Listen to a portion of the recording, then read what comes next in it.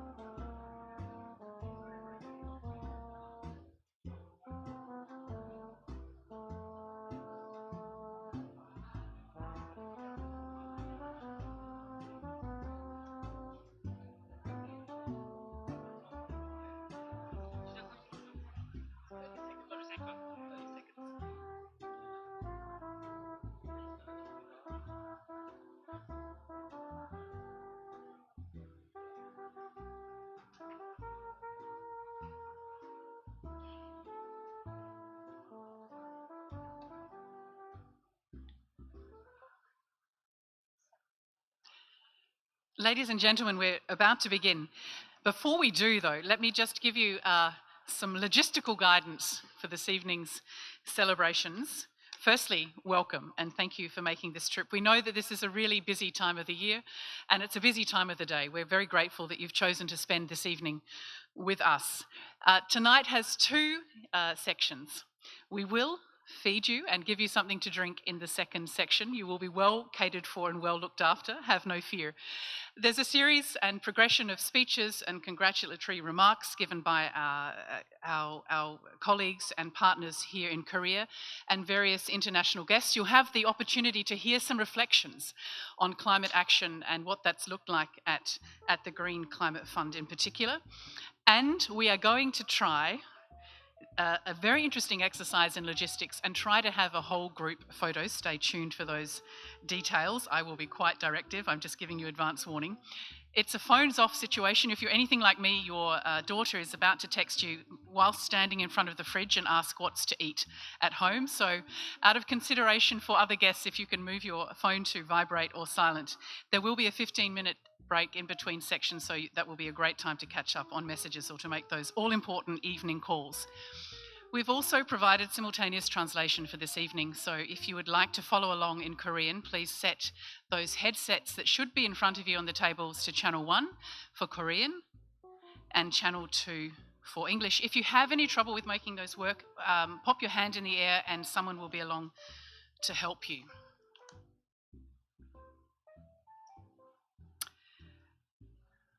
So let me welcome you. Let me extend a warm greeting to everyone. 환영합니다. It's an honour to greet you all tonight at the 10th anniversary ceremony of the Green Climate Fund in Korea. I'm Stephanie Speck. I'm the Head of Communications for the Green Climate Fund. It's my honour to guide us through this evening's and get us safely to the other side. Firstly, let me say a big 감사합니다, a word of gratitude to distinguished guests and participants who've joined us this evening. We're grateful that you're here. The world's largest multilateral dedicated climate fund, the Green Climate Fund, was, as many of you know, founded under the provisions of the UNFCCC. And it was founded to support developing nations' activities in mitigation, greenhouse gas reduction, and climate change adaptation. And the GCF Secretariat, many members of whom are here with us this evening, was officially established here in Incheon City in Songdo on the 4th of December 2013. So if you can do the math, that's right, we are celebrating 10 years here this evening. The GCF is the financial mechanism of the UNFCCC. We're a unique fund to address robustly humanity's greatest challenge, the climate crisis. And we do that through facilitating innovative climate action in developing countries, including direct country-led partnerships, flexible financing solutions, and making sure that we're deploying climate investment expertise around the globe. And tonight, we have an hour and a half ahead of us in which we want to celebrate the really significant contributions that the Green Climate Fund has made in global climate action, and your partnership with us in that endeavour. Now, in Australia, where I'm from, if we'd reached 10 years of marriage, I would be expecting a gift of aluminium or tin this evening.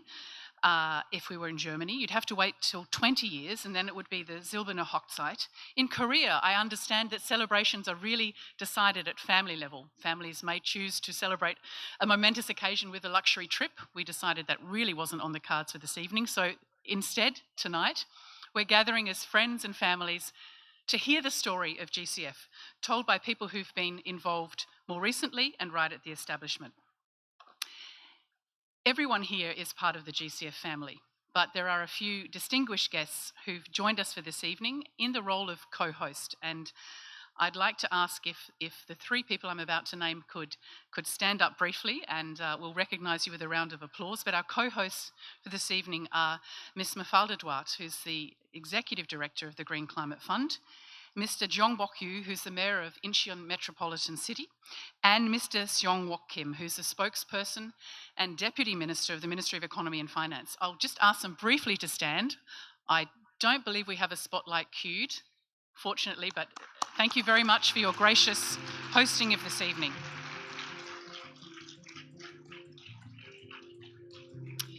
And Mr. Song-wook Kim, may I welcome you to the stage, please, in your role as spokesperson and Deputy Minister of the Ministry of Economy and Finance. It's our honour to hear from you this evening, to open tonight's ceremony and share your remarks with us. Thank you.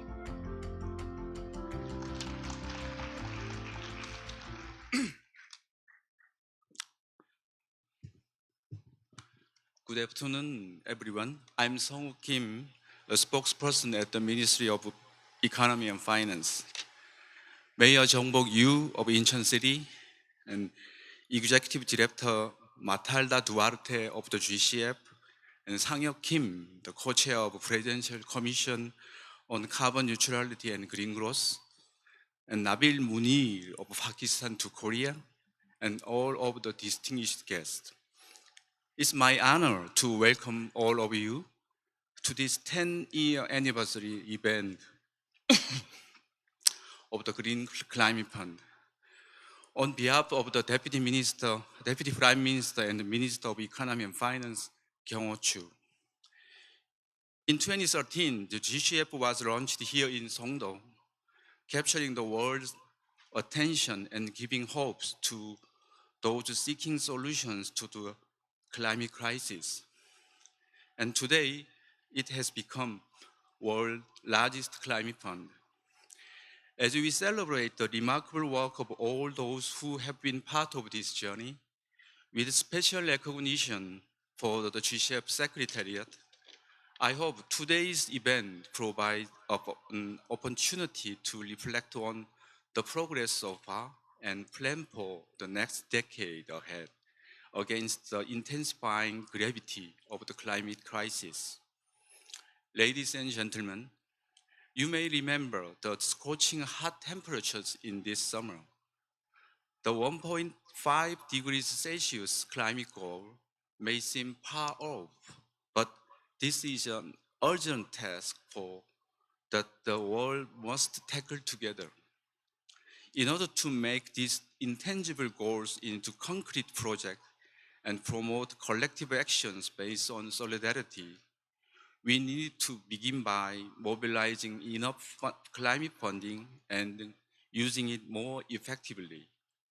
In this regard, the GCF's role and leadership will be very crucial, and Korea will continue to strengthen cooperation with the GCF. First, Korea will fully deliver on the $300 million pledge announced at the G20 summit in September. Korea has actively participated in the mobilization of climate finance since the launch of the GCF. And I'd like to congratulate the GCF on this successful second replenishment and also reiterate that Korea will be committed to supporting the USP approved at the last board meeting in July and Executive Director Duarte's 50 by 30 vision. And second, Korea will act as a green ladder that supports countries particularly vulnerable to climate change. The Climate Technology Center and Network and the Global Green Growth Institute are located in Korea. And next year, we will be opening a climate technology hub called the K-Hub with the ADB to support climate policy and technology development in the Asia-Pacific region. By supporting the GCF partnership with these institutions, the Korean government will share with developing countries its own experience and technology in green growth. And third, I'd like to ask the GCF for one thing. Recently, there has been an increasing and diversifying demand for climate finance together with the rising urgency to respond. So now is the time when the GCF should become more accessible and more usable based on its unique expertise, and it will help the GCF play a key role in the mobilization and the utilization of the climate finance in the future. Ladies and gentlemen, No one country can address the climate crisis alone. The whole humanity must work together. Like the saying, if you want to go fast, go alone. If you want to go far, go together. I hope today's event will be an opportunity to strengthen and expand the global partnership in addressing the climate change together. I also hope the GCF's future under the ED Duarte's leadership will be filled with more success and achievements. Last but not least, I'd like to conclude by asking for your kind attention and support for Korea's hosting of the World Expo 2030 in Busan with a theme for sustainable living in harmony with nature. Congratulations once again on the 10-year anniversary of the GCF. Thank you very much.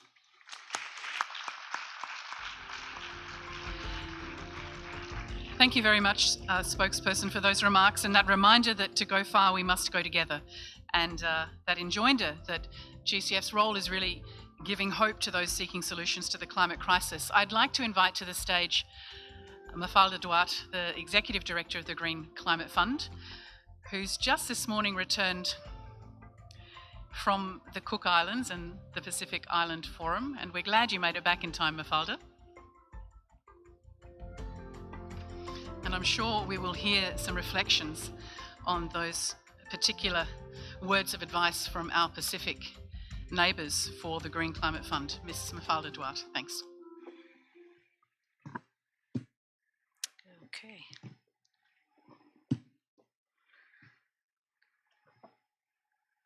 Let me make sure that I don't do anything with this podium. Good afternoon, Excellencies, distinguished guests, colleagues, ladies and gentlemen. It's so great to see such a filled room for this event. It's a real pleasure to be here with you on this special occasion. Let me start by expressing my deep gratitude to the Deputy Minister of the Ministry of Economy and Finance, Mr. Jeong-bok Kim, the Mayor of Incheon Metropolitan City, Honorable Mr. Jeong-bok.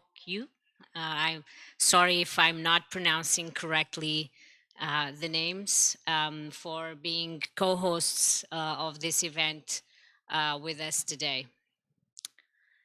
It's really wonderful to see so many of our very supportive international community here today. I've greeted heads of international organizations and also ambassadors here, other partners. Thank you very much for joining us here today. As Steph was saying, 10th birthdays are special occasions. I'm sure for those of you who have children, I myself have 3, I remember how special it was for them to turn 10.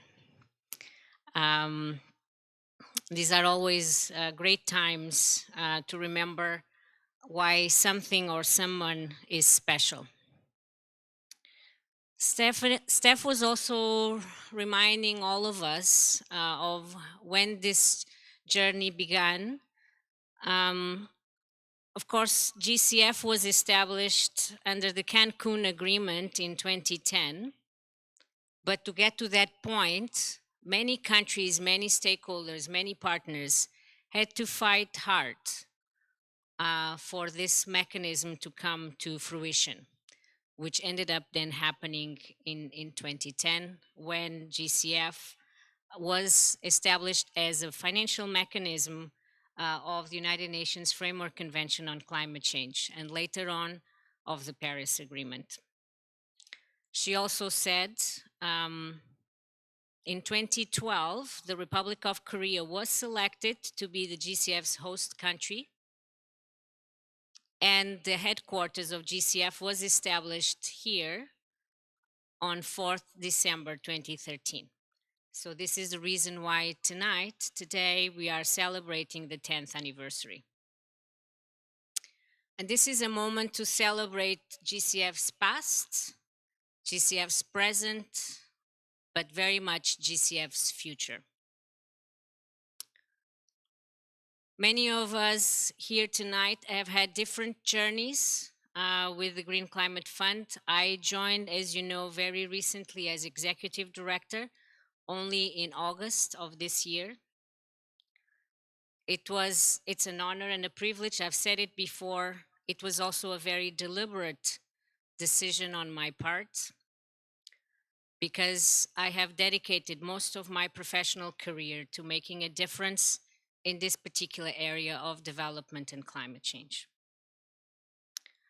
For me personally, as a professional, as a mother, as a believer that this world can and should be a better place for all, and certainly for the most vulnerable, the Green Climate Fund has a unique role to play, and I wanted to be part of that. Steph also mentioned earlier, GCF, and we hear this often, is the largest multilateral dedicated climate fund, and that's certainly true. And it has been growing over the past decade. We have now more than 240 projects in 129 countries with a total of $13.5 billion in GCF's resources. As you can see, we are playing a role and having a mark in many countries, in many developing countries globally. But it's not just the size that makes us so critical and important for climate action in developing countries. We have a few other unique characteristics, and I will go through briefly through them. The first one is our mandate. Together with the Global Environment Facility and Adaptation Fund, we are the mechanisms that are expected to support developing countries in fulfilling the Paris Agreement. So we carry that ambition, and amongst the three, of course, we are the most significant, and we have to honor that responsibility. We are a unique connection point between the development and climate aspirations of both the developed and the developing world. And we do our best to turn that ambition into reality. I say it often as well, GCF is unique because of its unparalleled scale of resources, the exceptional flexibility to address key barriers and risks to action, to investment, to results, and an ability that is second to none to bring together different institutions, including those who've never accessed climate finance. This is really important. Our second very unique ingredient is our ambition. I hope nobody here disputes the reality of the climate crisis, and I hope we all have a shared understanding that no country is immune and no country will escape what's coming. As my colleague Steph was saying, I've just returned from Cook Islands. I arrived 5:00 a.m. this morning. I spent the last few days in the Cook Islands at the event, the Pacific Island Forum with heads of state. And somehow being there and speaking to them and being in one of the islands make things even more real. You know, they are a voice, they are a strong voice for ambition on climate action because it's very real to them. If you pay attention to the news, it came in the news, the agreement reached between Australia and Tuvalu, so that Tuvalu residents can move to Australia. The conversations there for several of these countries are, where do we go when we lose our land? What do we do to maintain our land as much as possible, or for the longest time possible? What does it mean when we lose our land in terms of our sovereignty? In terms of us being considered a nation, what does it mean for us? This is the reality that these countries are faced with. And it was very humbling. These are the conversations that are happening already at the UN level. What happens to these countries? Because most likely several of them will be underwater, and they will have no more land to call home. That's why in September of this year at the Climate Ambition Summit, I spoke about a vision for GCF, a 50 by 30 vision, which means a GCF that can manage 50 billion in the most efficient and impactful way possible by 2030. And I have spoken about critical elements. First, target and reach the most vulnerable people and communities. And this is the reason why we were in the Pacific Island Forum. We are talking about the most vulnerable countries to the crisis of climate, to the point that, as I said, they might no longer have a nation or a land to call home. Ensure that we are maximizing private sector investments, reorient our operations to focus on country, regional, and programs that coalesce partners and investments behind a singular country-led vision for transforming the societies and the economies, and not just discrete one-off projects. And do it in a more responsive, tailored, simplified way. This is what the countries are asking for, and this was reiterated once again to me at the PIF. The third very unique ingredient, element, characteristic of GCF is the team that is behind this fund. The fund started not that long ago with 15 people only when the office was opened here in Songdo. And the fund has now grown to more than 290 staff from over 70 different nationalities. And I can testify that this team is full of people who are on a mission. Many of them here today. I see many familiar faces on the back of the room. This is a mission that takes long hours of work, a lot of commitment, and that relies on deep knowledge and experience. Immediately upon joining GCF, I made it a priority to meet and talk to as many of my team members as possible. And what inspired me then inspires me now. These are a group of people who are single-minded in their determination to bring incredible change to the world. I'm very proud to lead this team and proud tonight that we get to honor their commitment. Thank you to all of you.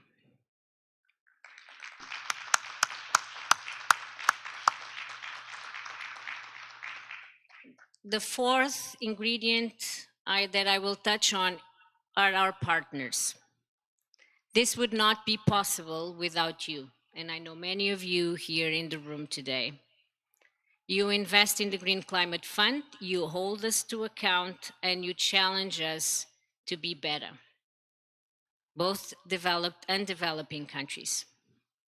In October, in Bonn, Germany, we held our second high-level pledging conference, where 25 countries, including Korea, demonstrated their commitment to GCF and global climate action. I would like to thank Korea again for significantly increasing its support to GCF, a 50% increase from its pledge from our first replenishment. Please join me in applauding the commitment of Korea.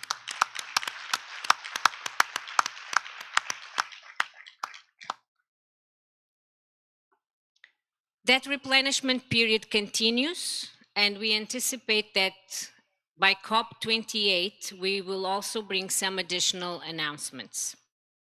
Also in October, we held our 37th board meeting in Georgia, where we approved $736 million of GCF's funds for 15 new climate projects in more than 40 countries. These moments signify the strength of the global partnership which supports GCF. And I turn again now to Korea, our host.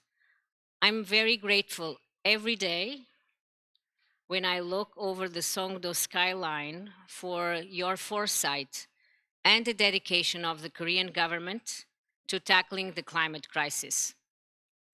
It was your vision, and it's because of your vision that GCF is here.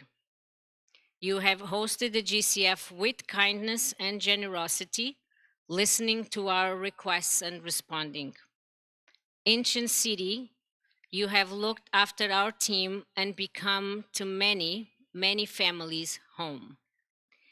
It's a tradition at GCF that when people leave, they send an email talking about what was most memorable to them in their time at GCF. Incheon and Korea is systematically mentioned.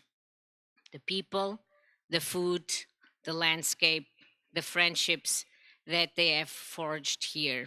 Thank you. In closing, because Stephanie is going to tell me shortly you are way over your time, it's also a tradition that when we have birthdays, well, at least in some parts of the world and some organizations, that we look into the future. What will the next 10 years hold for GCF? We know that it must hold and deliver on bigger, stronger ambition and action. The window of opportunity was already narrow, has been narrow, but the science tells us more and more that that window is closing very fast. We owe this ambition and this action to our children and to all children. But we also owe it to our ancestors, and we owe it to the whole of humanity. I'm confident that over the next 10 years, you will see and that you will support us to deliver on our unique role and potential. A vision that is rooted in social justice, that unlocks the strengths of our partners, increased investment, and delivers significant impact for people and planet. And I hope that you find that as exciting as we do. I don't think there's any better cause than this. There are many important causes, and I'm glad that there are many out there that are passionate about the other causes that matter. But to me, personally, this is the most important one. Thank you for the tremendous support. And once again, thank you to everyone who came to commemorate this special occasion with us today. Kamsahamnida. Mafalda, thank you very much. Sobering words, no more land to call home, which necessitates, makes it absolutely imperative that we are joined together in delivering bigger, bolder, stronger, not just ambition, but action. Mayor of Incheon Metropolitan City, Mr. Jeong-bok, it's my honor to ask you to come to the stage, please, and share with us your congratulatory remarks. Mayor, the stage is yours. Thank you.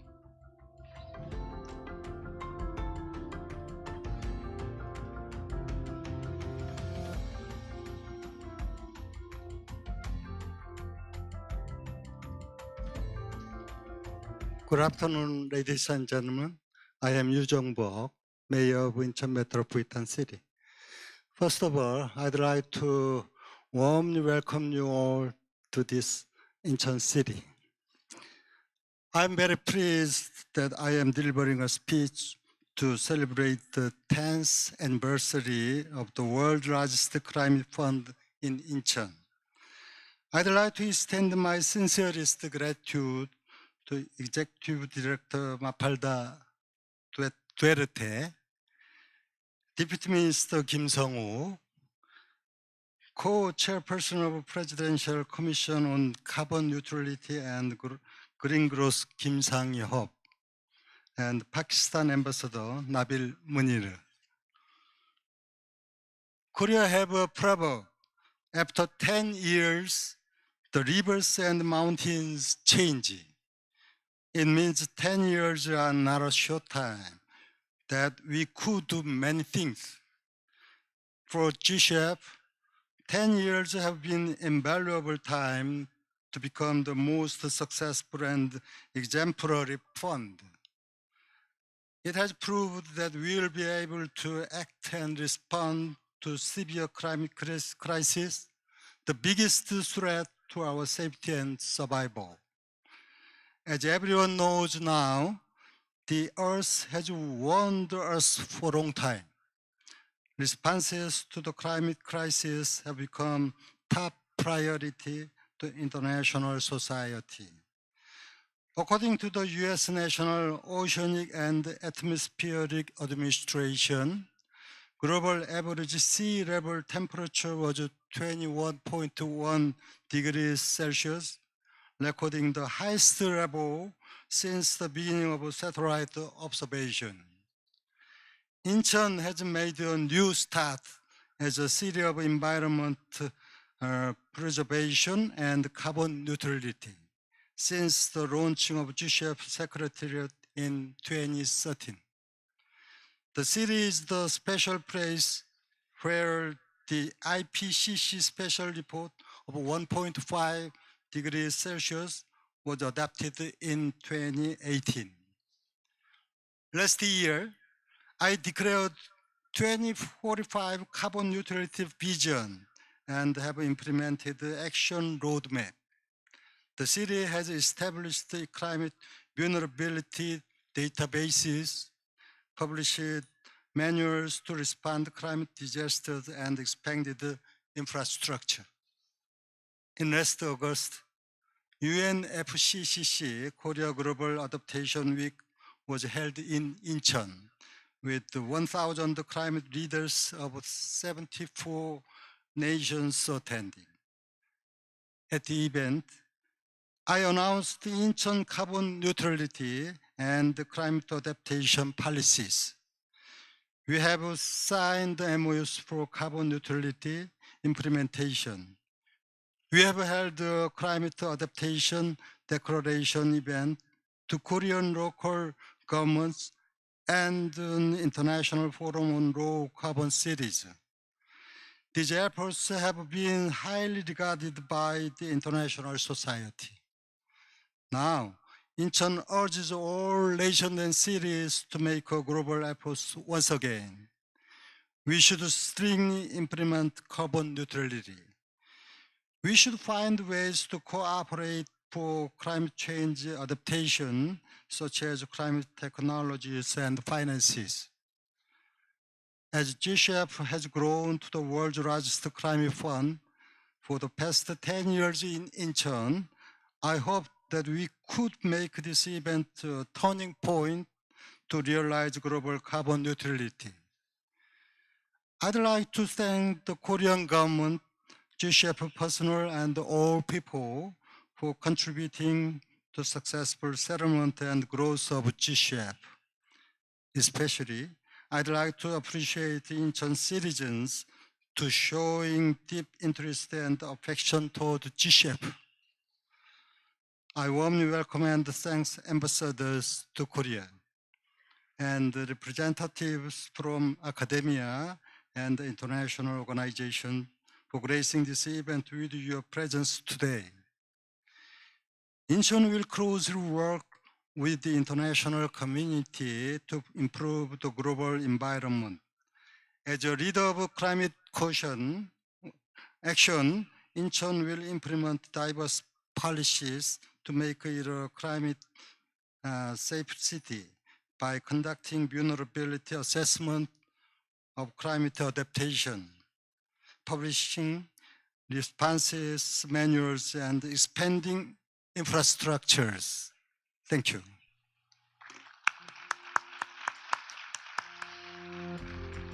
Thank you, Mayor Yu, for those warm words, for reminding us of the science that grounds our action and extending the well wishes from Incheon citizens. Thank you very much, sir. We're going to take a moment now to be reminded of what 10 years looks like in about 30 seconds for GCF. Can we roll that tape, please?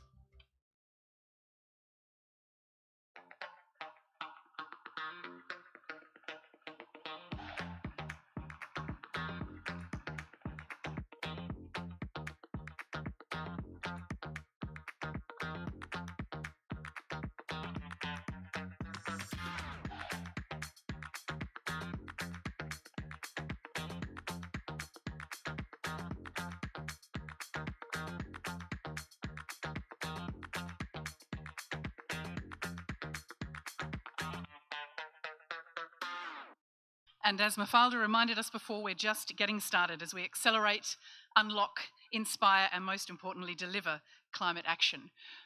We're getting closer to, as I said, as I warned you all earlier about our logistical exercise of taking a massive group photo. But before we do that, we're going to hear two congratulatory remarks from two very distinguished guests with us tonight. And I'd like to invite to the stage, please, Mr. Sang-hyuk Kim, who is the co-chair of the Presidential Commission on Carbon Neutrality and Green Growth. Mr. Kim, welcome, and the floor is yours.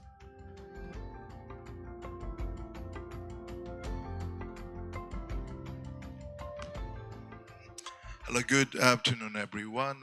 Before I do some remark, I must confess something. I was asked to speak in Korean rather than English, so I prepared a Korean material, but I came to learn I better speak English in front of the global leaders. My step would be blamed by myself. And well, you must put up with my bad English. Firstly, I like to congratulate Madame Mapalda Duarte, the new head of the GCF. And congratulations, Mayor Jeong-bok of a great Incheon metropolitan city. And also, I thank Deputy Minister Kim Sang-wook. Actually, I understood that the Deputy Prime Minister Chu Kyung-wook was supposed to come here and truly welcome you, but due to the matter at the National Parliament, he sent his special letter to you. And also, great to see you again, Ambassador Nabil Munir from Pakistan. And he's also chairing a very special body, SIB, which is a unique one serving the UN APCCC. And I see many ambassadors from around the world and many great guests around the world. And I must mention one gentleman who is sitting there, who is Frank Brisberman, the head of the Global Green Growth Institute. What I'm trying to say is we have two important international organizations in Korea, and those two organizations were born to serve the sustainability of all human race. Well, let me take you back about 11 years ago. I recall it was 19th of December 2012.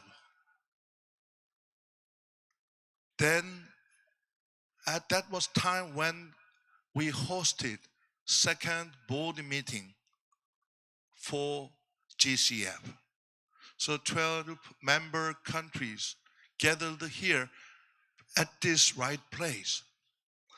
And Korea had to fight with its competing, very advanced countries like Germany and Switzerland, and nobody, almost nobody believed Korea could host the headquarters of the GCF. But Korea did it.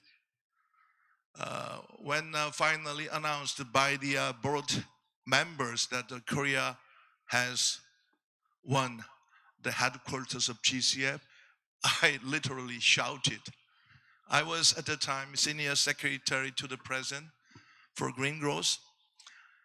I really shouted and then even danced with the people of Encheon, citizens of Encheon, because I thought Korea hosted the heart of the most important international organization in the world. We thought GCF would be one of the most important organization in the world. And by embracing that important international organization, I thought, including my president Lee Myung-bak, believed that Korea would do a better job to serve the interest of human race for our sustainable future. And 1 year later, we held a formal launch of the GCF headquarters in Songdo. And since then, 10 years have passed. And now you see the growth of the GCF. As you heard, it supported more than 243 projects in the world, where more than 130 countries are involved. And so far, GCF, with the leadership of Madame Duarte, has mobilized almost 30 billion US dollars for its resources. And I'm proud that Korea has been a number 7 country in the world to support GCF at the second replenishment period so far. Germany, number 1, UK, number 2, Norway, number 6, and Korea, number 7, by committing additional 300 million US dollars. As a country which doesn't belong to the Annex 1 category, legally speaking, Korea has no obligation to do so, but Korea has been willing to be a part of the world to combat climate change.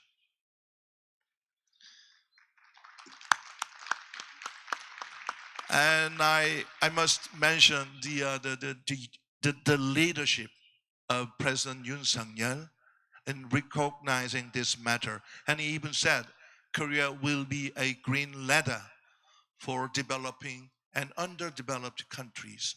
And Korea will be a first mover for our sustainable future. Having said that, are we enough? Have we reached the point we wanted to reach? I am not sure. Especially, I must mention the huge gap between what we have and what we need to have. According to the Climate Policy Initiative, during the last decade, from 2010 and 2020, climate-related finance doubled. Good news. But we want to really do well, at least by 2030, we need to increase our climate finance more than 7 times. We really fall short of the need in terms of capital and finance. Last year, when I attended the conference of Egypt, the COP27 held in Egypt, I was amazed by the fact now people are talking about not billion, 100 billion. They are talking about trillion US dollars to combat climate change and to achieve carbon neutrality. According to McKinsey, at least, if we truly achieve carbon neutrality by 2050, we need to deploy annually $8 or $9 trillion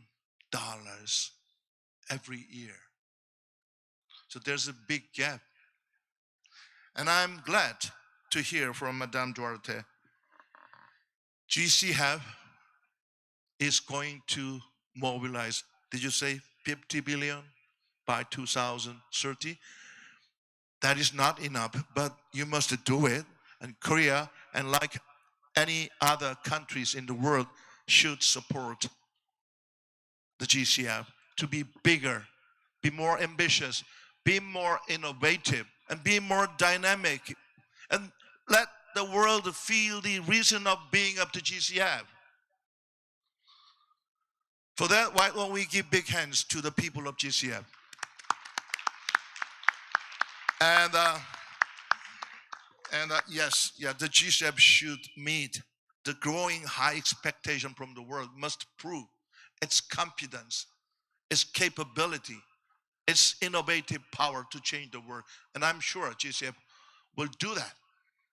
And also, as Mayor Jeong-bok said, when Korea hosted GCF in this very city, Songdo, Incheon, we thought Songdo could be a kind of Asian Bonn, like the Bonn in Germany, as a truly cosmopolitan international city. And with the help of the central government of Korea, Korea needs to do its best with the people, citizens of Incheon, to make city more livable, more enjoyable for the people of the world live together. I think Incheon, Songdo can be a hub for international organization in Asia. I still believe so. And I'm almost closing. I also believe that Korea should be more confident in fighting climate change and be a kind of innovative leader pursuing green growth. For example, Samsung is the world leading company which can produce super energy efficient semiconductor. And Hyundai has already reached the global top 3 when it comes electric vehicle making. LG Energy Solution is the world leading battery maker and is ready to make a total solid state battery in the foreseeable future. And Hanwha has developed world's most efficient solar photovoltaic power cell already.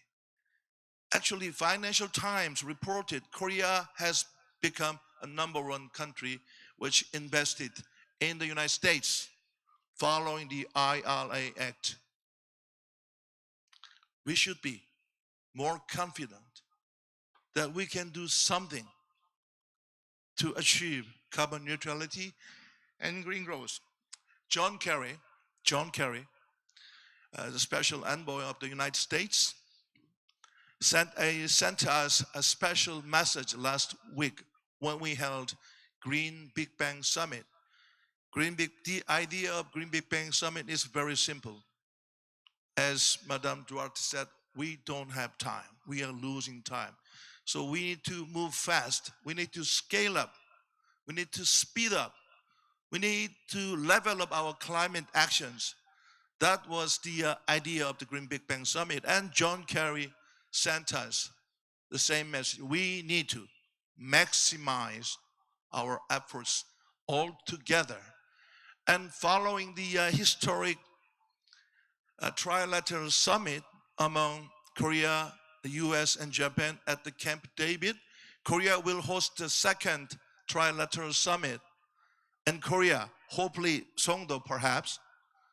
And John Kerry suggested 5 strong agenda: renewable, electric vehicle, hydrogen, green buildings, and clean shipping, and almost everything And I do hope GCF could be a part of an international community to support those trilateral summit also, which is supposed to spread those capabilities to the rest of the world. Okay, finally, let me close my a broken English remark. Again, let us make the world feel the existence of the GCF. And let us make the people of Korea and the citizens of Incheon be more proud of the GCF. Thank you. Thank you very much, Mr. Kim, for those inspirational words. You were provocative. Is it enough? Are we happy to coexist with a gap between what we have and what we need to have? And you reminded us of Korea's very deep ambition to be the heart of the world, to be the home of those who want to serve the sustainability of the universe. It's my pleasure now to invite His Excellency Mr. Nabil Munir, the Ambassador of the Islamic Republic of Pakistan to the Republic of Korea. Ambassador, welcome this evening, and the floor is yours.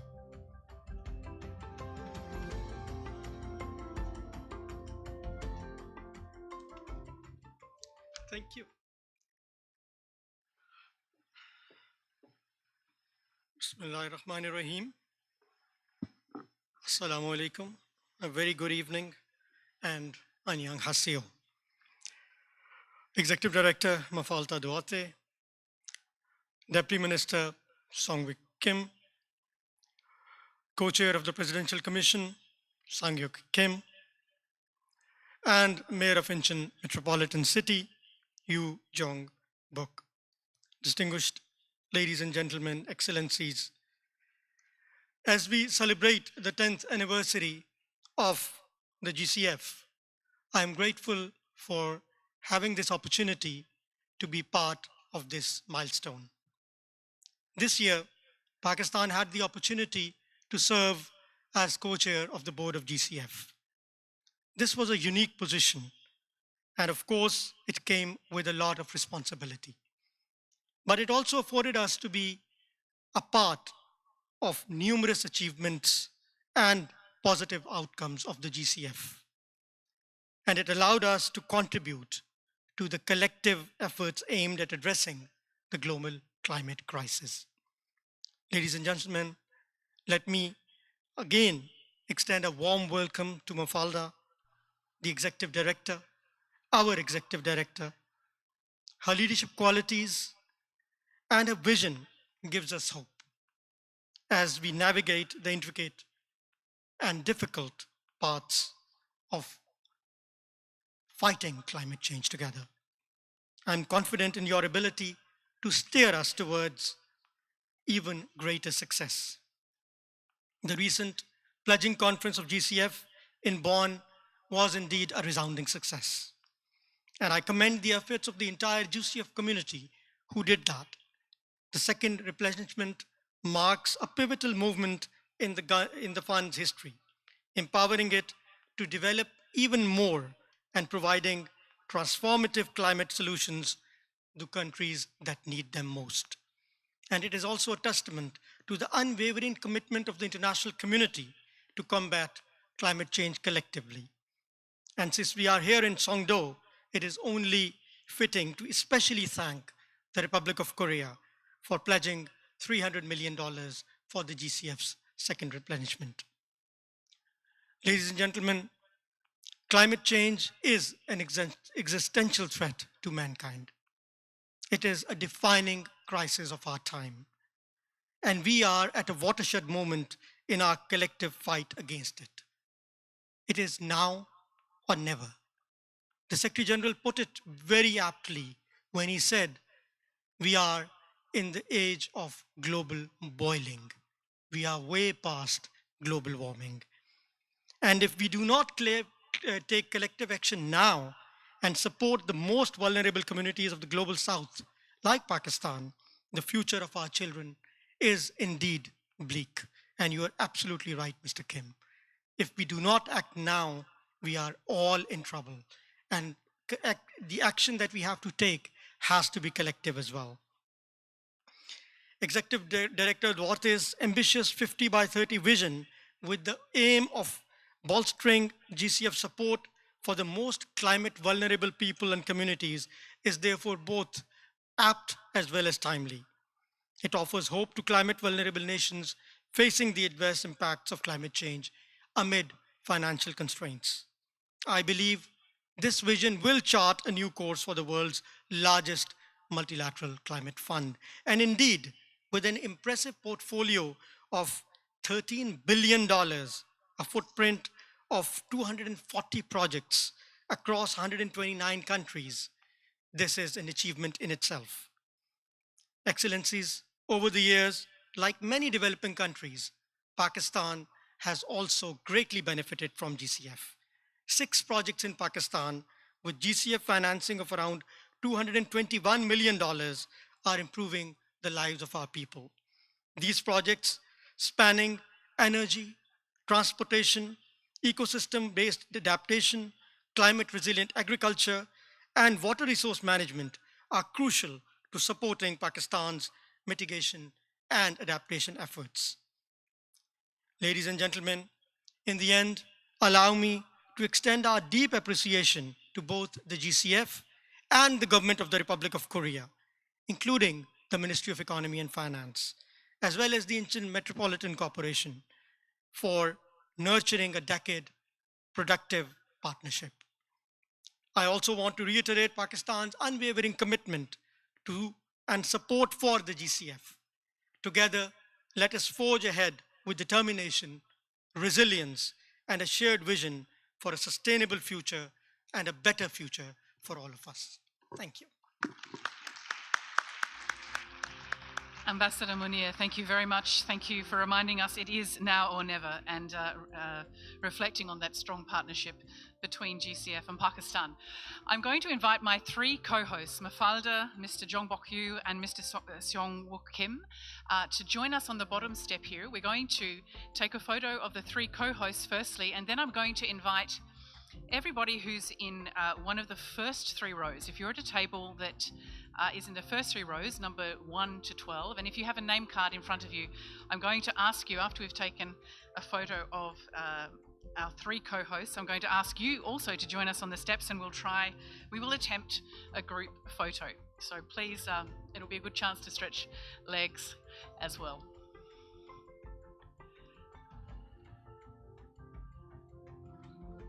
Thank you. If I can invite those seated on tables 1 to 12 in the first 3 rows, if you're able to join us on the steps, I'll ask our 3 co-hosts to move down to the first step in the middle, please.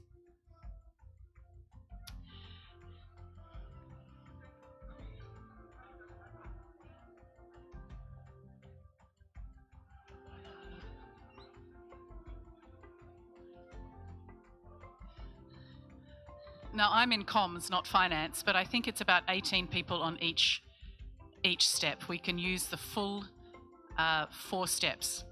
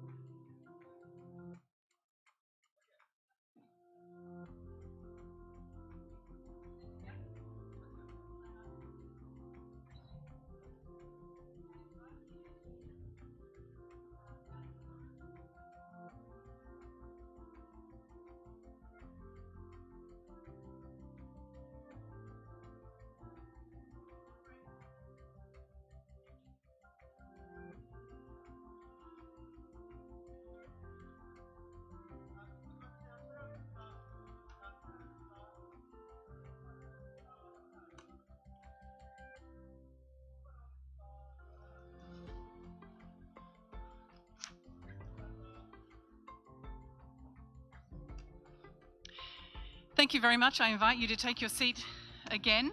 We're just setting the stage for our panel discussion. We're going to hold a very focused panel discussion in just a moment. But while we're doing that,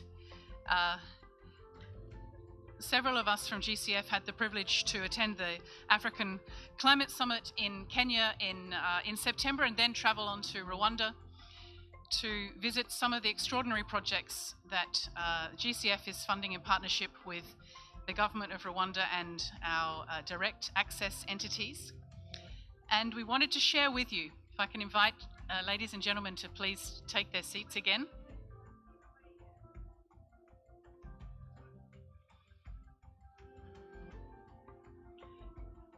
Ladies and gentlemen, thank you for that enthusiastic group photo and the discussions that are ensuing. I'm sorry to break those up, but if I can ask people just to take their seats. We wanted to share with you the story of Alphonsine, a woman in Rwanda who has been supported to grow not only her financial ambitions, but to contribute to climate action in Rwanda through the investment of the Green Climate Fund. Team, if we can roll that video, please. Thank you.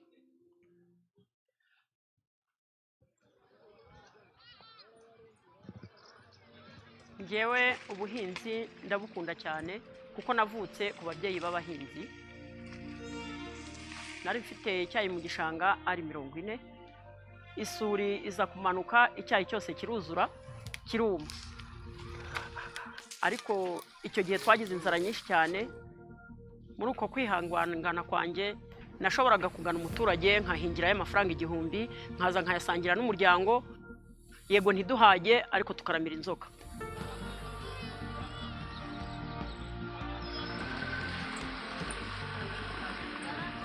The project goal is just restore the landscape and also improve the adaptive capacity of this community of vulnerable farmers.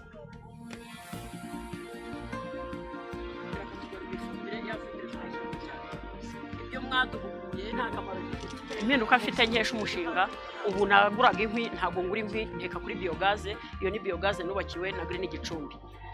Ariko ngiye nkunda ubuhinzi ku buryo mbukora nishimye. Niyo mbyutse mu gitondo marumva ngomba kujya mu murima, niba nacamo igihaza nkakigaburira abana, ubwo nkumva biranshimishije kandi muri ubwo buhinzi. So when you see the increase, improvement of livelihood generally in the community, so it is amazing. This is the real job. As Jean-Marie said, this is the real job, the job of confronting the climate emergency through adaptation and mitigation. I'm going to welcome or invite firstly our panel guests to the stage, please. We're going to hear a focused discussion now reflecting on the first 10 years of GCF and the future vision. I'll ask all panel members please to take the stairs. I believe your nameplates are in front of your place, so it should be easy to see where you're seated. Tonight's discussion is going to be hosted by Carolina Fuentes, who is the Director of the Division of Country Programming for GCF, and it's my pleasure to also welcome to the stage Mr. Henry Gonzalez, Deputy Executive Director of the GCF, who is joined by Mr. Jae Hwan Kim, who is the Director General of the Development Finance Bureau for the Ministry of Economy and Finance, Mr. Frank Reisbaumann, the Director General of the Global Green Growth Institute, and Mr. Ho Choi, who is the head of the KDB Future Strategy Research Institute. Carolina, over to you.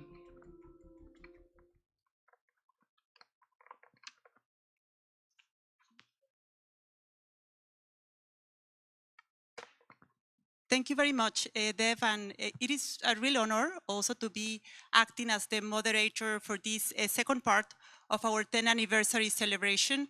Many thanks, Dev. Also, very difficult challenge coming after you moderating the first part of the session, but I hope to do justice to the importance of this event.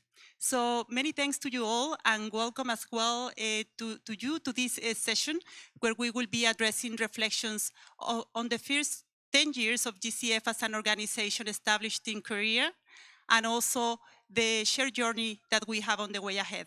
And for that, we have a distinguished panel of very respected guests and representatives from international organizations that will provide their views as well on how we have come along during these 10 years to become the largest dedicated climate fund supporting developing countries to undertake ambitious climate action. I'm Carolina Fuentes, as mentioned by Dev, Director of the Division of Country Programming, and I will be honored to moderate this session. First of all, please allow me to introduce our panelists of today. We have Mr. Henry Gonzalez, Deputy Executive Director of the Green Climate Fund, Mr. Jae-won Kim, Director General of the International Finance Bureau of the Ministry of Environment and Finance of the Republic of Korea, and alternate board member. Welcome. We have Mr. Frank Driksberman, Director General of the Global Green Growth Institute, GGGI. Welcome. And Mr. Ho Choi, Head of the KDV Future Strategy Research Institute. Very much welcome to this panel, and thanks for joining us today. We have one of the questions that we would like our panel members to address today is how their organizations are addressing climate change as the most pressing challenge of humanity, and to what extent the collaboration with GCF is instrumental in that endeavor, in the actions and the collaboration that your organizations are having with developing countries, to what extent GCF is helpful in that respect to the work that you are undertaking. So we would like to invite you also to address this as you provide your remarks during this session. And to start with, we'll start with GCF and with Henry Gonzalez providing some remarks. As the first speaker of this session, Henry will be sharing with us the performance of GCF and the future direction of the organization. Many thanks, Henry, and over to you for these initial remarks. Thank you. Thank you very much, Carolina. First of all, good afternoon or good evening to our distinguished guests, our GCF colleagues, and to everyone who's made this celebration possible. I think as Mafalda was talking, it is indeed an important milestone as we reach 10 years. And out of those 10 years, GCF has been operational for 8 years. Our first approved funding proposal happened right before COP21 in 2015. And you fast forward those 8 years, and today we've got 243 projects, committed over $13.5 billion. And we've been, if we take into account potential co-financing, that portfolio goes above $50 billion, and we are reaching over 130 countries. So as the ambassador of Pakistan was saying, not a minor feat, but this has been possible because of our partnership model. And I think the panelists here with me, my fellow panelists, represent that. We have here a representative of a of a national designated authority, an NDA, in this case of the Republic of Korea. We also have Frank, who represents GGGI, who is a delivery partner with whom we work a lot in our readiness portfolio. And then KDB, which is one of our accredited entities based in Korea. So it is indeed this set of partners that allow us to deliver and to deliver our impact in the most efficient and at the most impactful way. 10 years could seem indeed as a journey, and I think this journey has had different phases. So allow me to walk you through my own recollection of how those 10 years might have panned out. There are some colleagues of mine here of GCF who's been here longer, and I'm sure in the informal you will be able to have discussions with them to see how we evolved from an organization of 15 people 10 years ago to one that hopefully will reach 300 by the end of this year. GCF indeed had a very big mandate from the start. And you probably have always heard that famous $100 billion a year that at each COP there is a lot of debate of where we are. Mafalda has actually raised the bar. The GCF reaches 50 billion. But that 100 billion was not always just for GCF. It was for GCF to be the catalytic body behind those 100 billion. And that has been the goal. We have a flexible model where we can work across all different financial instruments.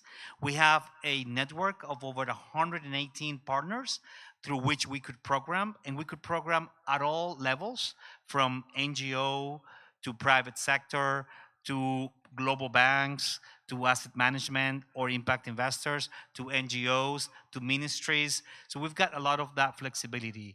But the other important element is that we are focused on the most vulnerable. And we have this mandate of program 50% in mitigation and 50% in adaptation. But the adaptation component has a floor that at least 50% of adaptation has to be in least developed countries, small island development states, and African states. And I think Mafalda's recent trip to the Cook Islands and her remarks earlier does account of how important it is for us to focus on that. We started our programming with very important partnerships through multilateral development banks and UN agencies. And they, because of their global reach, allowed us to really somehow scale up our financing in our first initial resource mobilization. We also managed to get certain procedures in place and certain ways of working, and we also started providing accreditation to entities. In the current programming, we've diversified those players. We've started programming at the national level, at the direct access level. We try to also bring the private sector to be able for us to de-risk and for us to actually crowd in private capital. We started taking high risks in order to allow the private sector to prove that commercial finance is also possible in impact, but mostly in climate, if we have the right partnership model and we are able to do that. At the moment, about 35% of our portfolio is in the private sector, and we have seen a huge increment in non-traditional instruments like equity or guarantees in the last couple of years. But now, where should we go? And I think the 50 by 30 vision does captures exactly where should we go, and that is we need to be better, we need to be smarter, we need to be quicker. Access to finance is an area that we hear feedback from our partners that we should improve. After COVID, we've been able to re-engage with our regional partners. We've been hosting regional dialogues in Latin America, in Asia Pacific, in the Africa region, just finished one in Namibia. We had also one in the Caribbean in Antigua, and we will continue having those conversations. The one coming up is in Eastern Europe in Q1 of 2024. And as we go and we listen and we are able to witness what we do in the ground, we're able to bring home some of the areas where we need to celebrate, but also we need to improve. And I believe that moving from a one-size-fits-all business model and going into a fit-for-purpose business model, where we're able to differentiate the needs of the entities that require more capacity, more technical assistance, that we're able also to be able to accredit entities that are going to allow us to program better. They were able to expand the set of delivery partners that are also helping us to reach those that need the most. And that we are also at some point able to be closer. The board has been discussing the possibility of us moving into some regional presence in the next strategic programming cycle, the GCF2 that starts next year. And we are also trying to mobilize and be more strategic on how we mobilize our resources. Carolina and her team have been leading on the readiness, which is an important technical assistance window, which is currently the largest climate TA window that exists, that we've programmed over $563 million. Our board has recently approved a new strategy.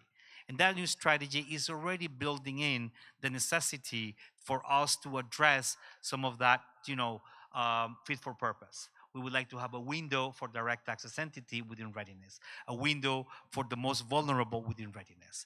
And that is an important window, and this is something that we hope we work a lot closer with our direct access entities and also with our national designated authorities. The private sector is another area that we need to be a lot more focused. And I think we do have a nice track record where we've been programming as I said, about a third of all our committed capital, but we also need to mobilize local private sector. We need to mobilize the microfinance institutions, the SME banks, those local funders that are going to be closely working with those that need the most. And we need to bring the whole set of tools that we've got, from grants all the way to private equity. Lastly, I think we are able to do all of that because of the team that we have at GCF. And I feel very privileged that Carolina and I are two of the almost 300 people who make this possible. And we have also been very privileged to be in Korea and, setting some of our roots here with our families, and we've always felt very welcomed. But we are far from a lot of those that we serve.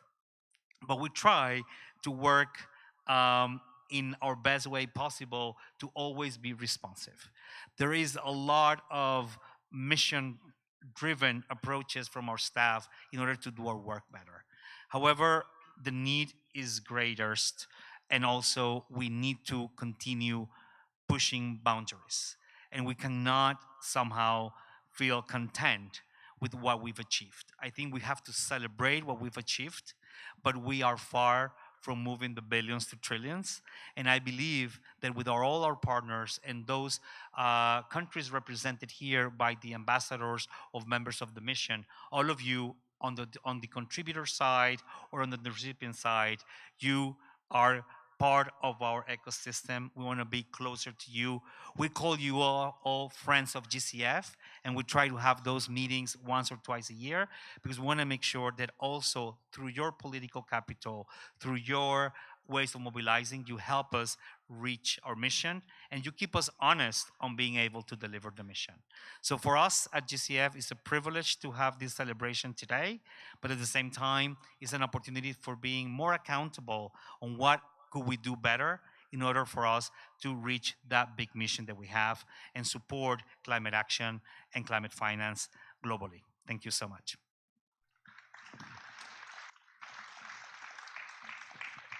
Thank you very much, Henry, for these informative and comprehensive remarks that have also spoken about the uniqueness of the organization that our Executive Director, Mafalda Duarte, also referred to, the special ingredients and attributes that make GCF one of a kind.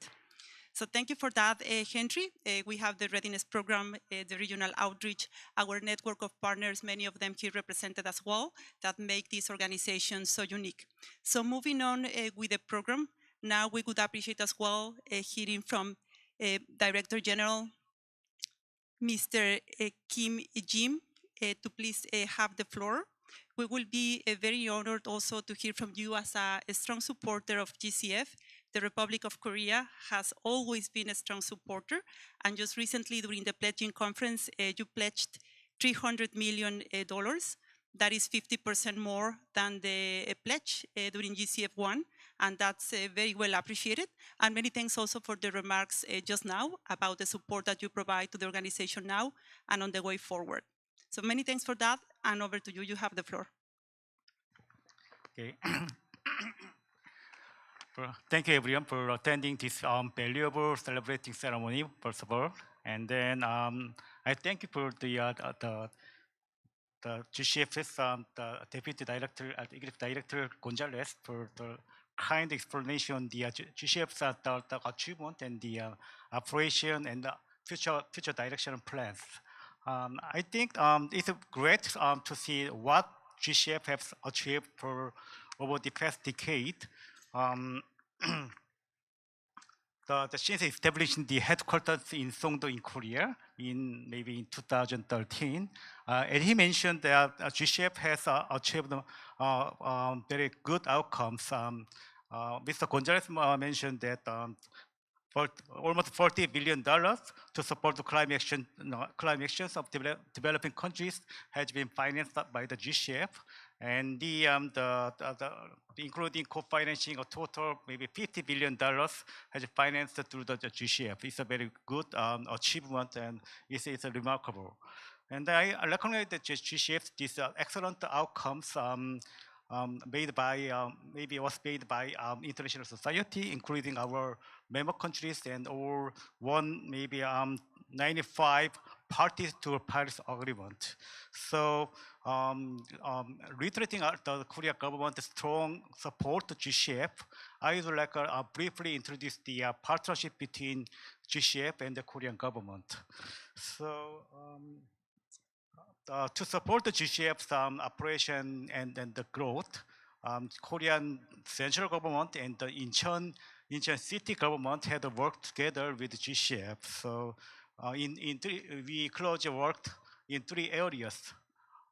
The first area is the resource mobilization. As the Gonzalez mentioned,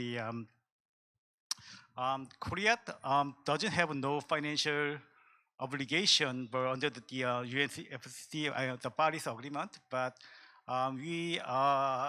Korea has contributed $100 million for the initial resource mobilizations, and also contributed $200 million for the first the replenishment.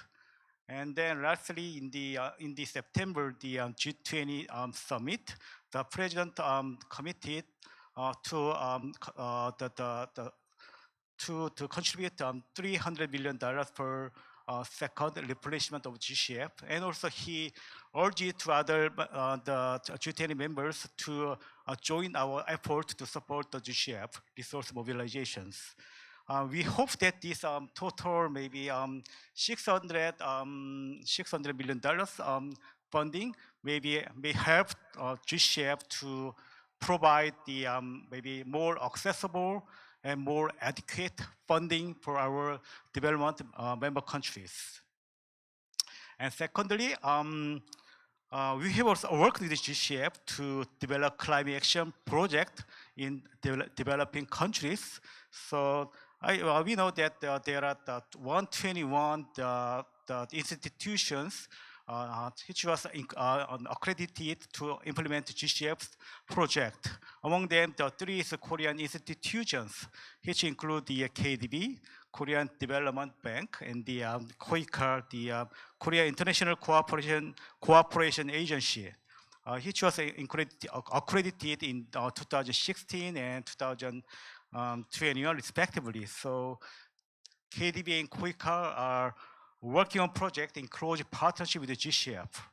For example, in particularly the KDB, the Korean Development Bank, implemented the first co-financial project between Korea and the GCF, so-called supporting innovation mechanisms for industrial energy efficiency financing in Indonesia for $250 million.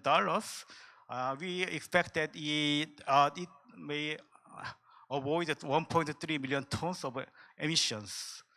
Also, lastly, the SK Securities is a private company in Korea, was accredited in the previous boards.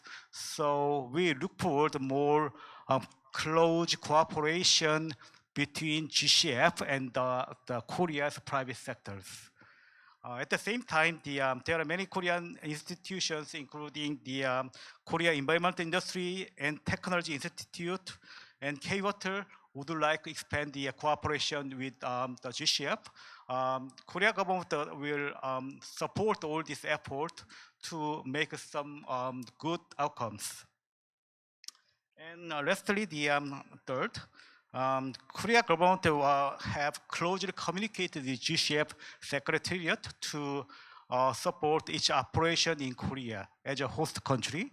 So for this year, we held 2 meetings between our Deputy Prime Minister and the GCF's Executive Director to discuss various items, which include how to enhance the living conditions of the GCF staff.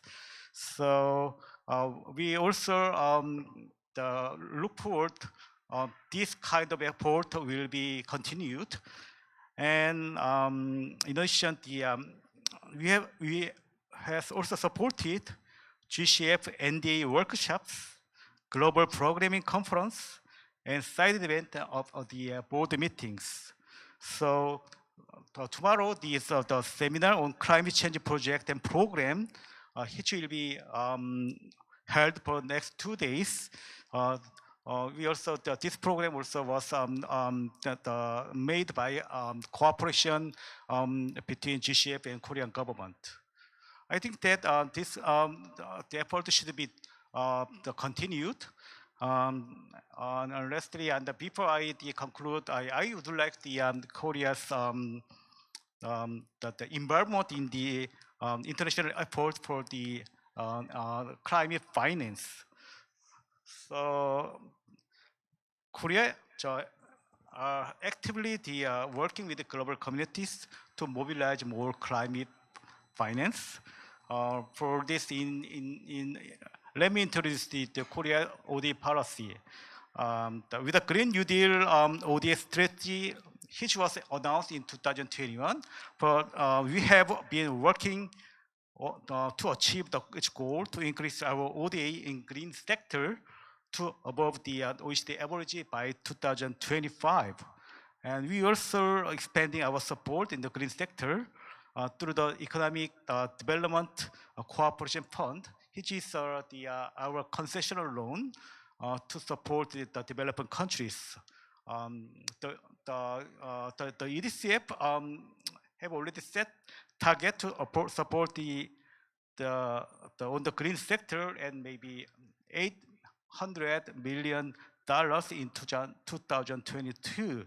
But we have already ended up spending $1.5 billion, exceeding the target by maybe 190%. So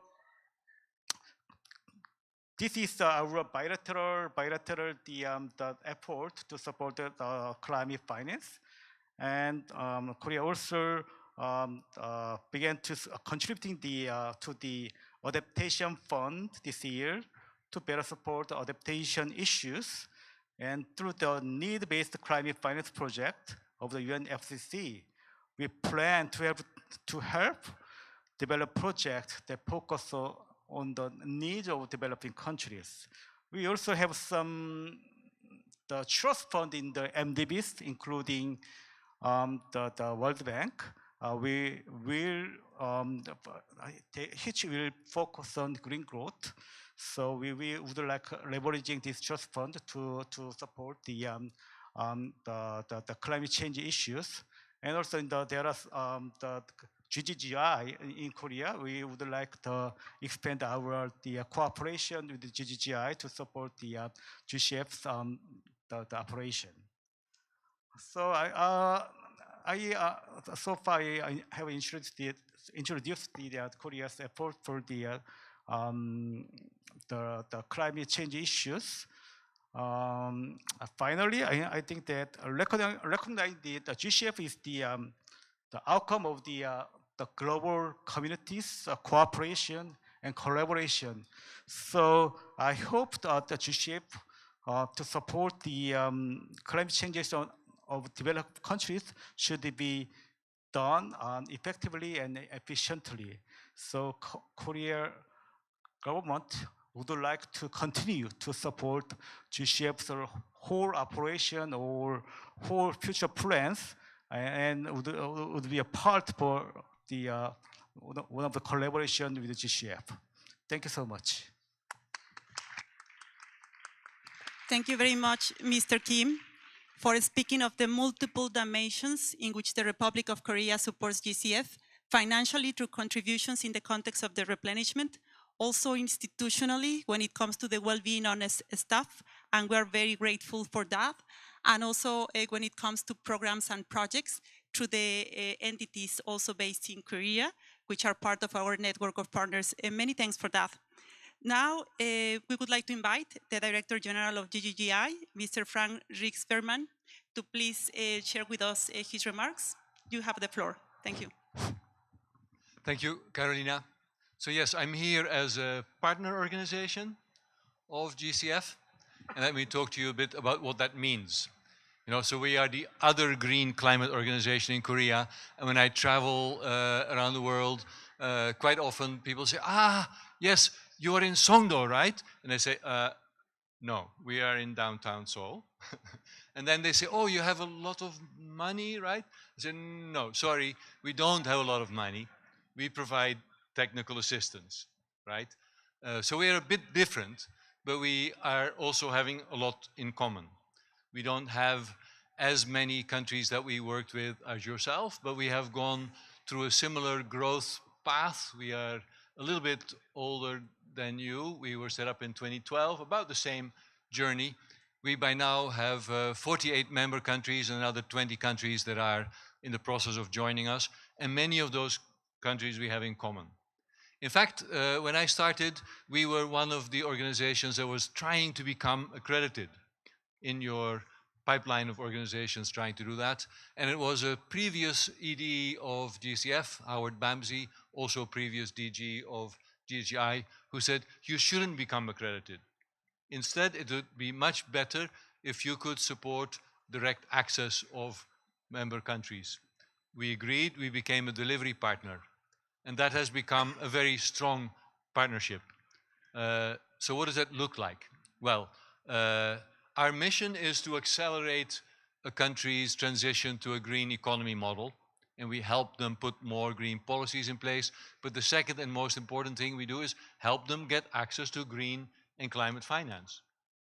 So yes, that includes the GCF. In fact, we count that till the end of 2012, we have helped mobilize about $12 billion of green and climate finance. And some of that is coming from GCF. Yes, so we have by now about 700 people, staff and consultants, only about 100 in Seoul, and the other 600 sit in more than 40 countries, embedded in government, and many of them the NDAs of GCF. So that is in a way our key our key help support for GCF, that our staff sit right next to your NDAs, and more than 30 of those NDAs have said, okay, we'd like you to be a delivery partner for our readiness program. So we see what their greatest priorities are. We help them write those readiness proposals. We submit them. And then a couple hundred questions from Carolina and colleagues later, and sometimes 3 to 4 months later, I think that's our record, more often 18 months later, you then write letters and say your project is approved, and we get to do all kinds of very interesting things. Sometimes that means our staff sit in the Ministry of Finance in Indonesia, which is your NDA, and we help them with programming. We help them issue calls for proposals. We help them select the best proposals. We help those proposers build their capacity, write better proposals, and so on. So some of that basic work to support the NDAs. But in many other cases, we can help build innovative proposals. Like in Mongolia, we worked with the Green Bankers Association and the government to build a proposal for a green bank that in the end, the GCF board put quite a bit of equity into. In other cases, we work with banks, whether it's the Fiji Development Bank or the Senegal Green Development Bank, Agricultural Development Bank, to get accredited and to build their pipeline of projects. Or we help the Chorus Bank in Burkina Faso or the Kasikorn Bank in Thailand, private banks, to get accredited as well and come up with innovative proposals. Sometimes we are your spokespeople, because many of our member governments say, we would like to have a $100 million grant from GCF for our renewable energy project. And we tell them, sorry, you missed that boat. Maybe you see some of those grants in the early history of GCF, but in fact, GCF doesn't want to give large grants for renewable energy because those should be commercially funded, only if there are some special reasons. And as Henry said, we know that you would like to leverage GCF's money to the maximum possible, so we work with your member countries and our member countries to come up with innovative proposals to use your money. In fact, we worked in Indonesia to find a proposal to invest in energy efficiency in Indonesian industry, and then found a good accredited entity, KDB in fact, that was willing to both put that proposal to GCF and put its own money in, so that in the end, GCF's contribution is a credit guarantee combined with money from KDB that hopefully will attract quite a bit of investment from Indonesian industry in energy efficiency in the sector. So I think those are great proposals, and it's a great way of using your funding to go far. In fact, with Mafalda's predecessor, Yannick Lemarec, I would have dinner every once in a while to coordinate our approach to the Korean government and to talk about innovative ideas. And at one time, I gave him a readiness proposal that struck me as very exciting, and it was to work with the St. Lucia government. A government has no money. That, you know, I met the Prime Minister of St. Lucia, and he was struggling with this budget because they just were at the limit of their amount that they could borrow. So we said, okay, how can we find innovative ways of getting access to climate finance for you, including GCF, but maybe debt for nature swaps, maybe public-private partnerships. And it might surprise you that actually your readiness projects can support all those forms of access to finance. That St. Lucia readiness proposal was approved, and we expect that very soon we will see a debt for nature swap in St. Lucia, and that was actually replicated throughout Latin America. We have 4 or 5 other countries that will do similar innovative things with your readiness funding. And yes, that then leads, just this morning I saw a nice new proposal from Ecuador to green the Ecuador Central Bank.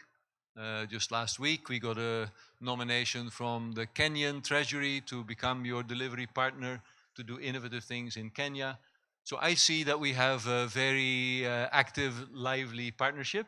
We look forward to working with your new strategy and indeed see a lot more innovative projects come out of that, working with accredited entities like KDB and coming up with great proposals that your board can approve. Thank you. Thank you very much, Frank, for these remarks. It's really exciting also to hear from our partners and also to hear from them when they receive the proposals coming from countries and also the interactions that we have as well between our organizations. We have shared objectives, and that shared objective is enhancing access to green climate finance, and that is something that we are delivering for countries for ambitious climate action. Looking forward as well to continuing partnering with GGGI in the delivery of the readiness program. You are one of our more active delivery partners, and now in the context of the revised readiness strategy, also the plans are to shorten the timeframes from the submission of the proposals to the approval and also to the disbursement of the funding on the readiness request, and this under the lead of Mafalda and Henry. So we can also shorten those timeframes and make things simpler for countries to have enhanced access to climate finance and to capacity building support. Many thanks for that. And now, last but not least, we would like to invite the director, my big apologies, the head of the KDB Future Strategy Research Institute, Mr. Ho Choi, to please take the floor and give his remarks. Many thanks for joining us today. Yep. Thank you. Good afternoon, everyone. My name is Choi Ho from KDB, Korea Development Bank. It's my great pleasure to be here on behalf of KDB in this meaningful event of celebrating 10th anniversary of GCF. As a accredited entity, KDB has worked with GCF and with other partners like GGGI and Ministry of Finance, and also several our partners. We had a long journey over years. Today, I shall briefly remind of the path of journey with all of you. KDB got officially accredited in December 2016 in Samoa. We were the first GCF accredited entity of the host country, Korea. Yeah. As the leading policy bank of Korea, no doubt, this accreditation was a key momentum for us to expand several climate actions in the bank as well. Last May, KDB got re-accredited in Antigua and Barbuda with unanimous approval from all the board members who especially supported KDB's effort to drive national green transition to carbon neutrality by 2050, such as our climate finance framework and guidelines for coal financing.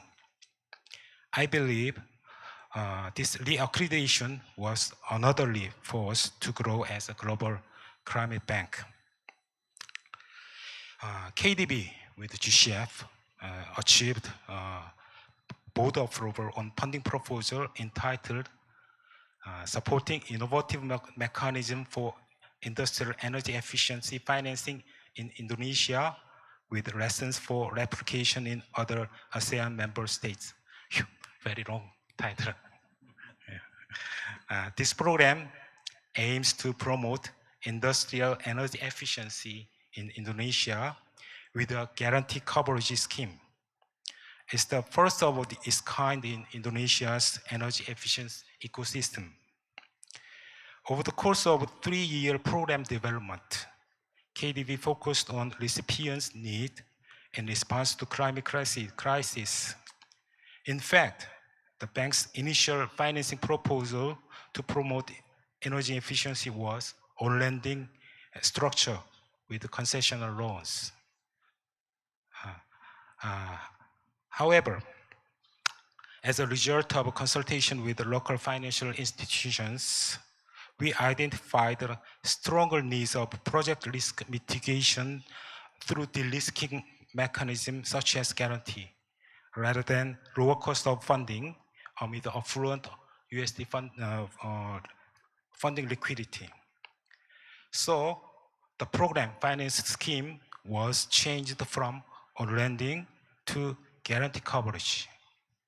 Also, KDB and Korean entities like Korean banks in Indonesia and Korea Energy Agency are willing to support global carbon neutrality by sharing out with local peers knowledge and experience accumulated over decades across national economic building and climate action, beyond the simple deployment of de-risking funds in the market. As accredited entity, we shall try to make the best practice so that neighboring Asian countries would be able to replicate this guarantee model. Already several countries are approaching us to discuss the replication of this financing model through its even before implementation. I'm looking forward to positive paradigm shift impact across the region. Next year is the 70th anniversary of our KDB. Since 1954, as the leading policy bank of Korea, KDB has contributed to Korea's industrial and economic growth.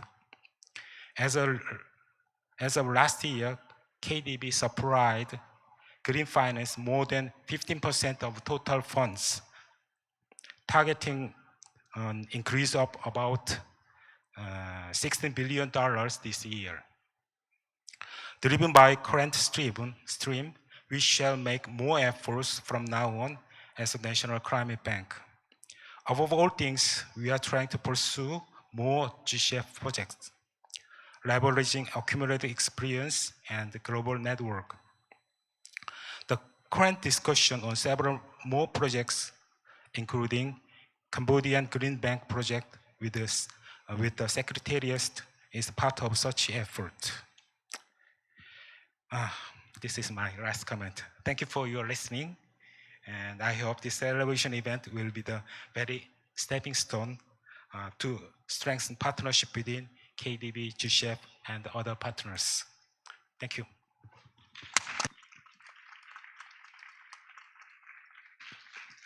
Many thanks, Mr. Choi. KDB was the first entity based in Korea accredited in the GCF and part of our network of partners, and we're very proud of that. And also many thanks for the funding proposals that you're working on. We have one approved funding proposals that you mentioned as well, and that also is one that is helping us support developing countries, and we look forward also to more innovative and creative proposals coming from KDB. We are just now celebrating our 10-year anniversary, but in our network of partners, we have partners with a long trajectory, and just now also congratulations on next year 70th anniversary of KTB, so quite a long trajectory. We hope to be invited to the celebration as well, and it's good also to share your wisdom as an organization that has been as well supporting and working countries for so many years. Many thanks to everyone. We're coming to the end of this panel session. We thank immensely our panel members for joining us today, and also for sharing the anecdotes, the memories, the stories that they have shared with GCF during these 10 years of work, these 10 years as well today of celebration, and these 10 years where we are also acknowledging our successes and also identifying some of the challenges and the priorities on the work ahead. So many thanks, everyone. This is very important for us to hear from you, and it's part as well of our constant process of feedback, the feedback loops that help us be in a better organization day by day. Thanks, everyone. We're coming to the end of the second session, and we'll continue, I think, now with the performance. But over to Steph for that. Many thanks, everyone. Thank you, Carolina. We're just making some last-minute adjustments to the schedule. We know we're a little behind time. I thank you for your patience. I'm just going to invite Mr. Jae-hwan Kim, I believe, who is sharing remarks to close this portion of the event. Mr. Jae-hwan Kim, Director General of the Development Finance Bureau at the Ministry of Economy and Finance. Can we check that, please?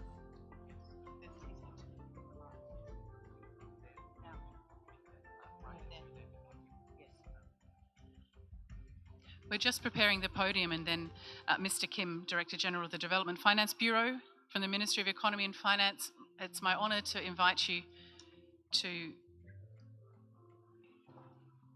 conclude this. Thank you.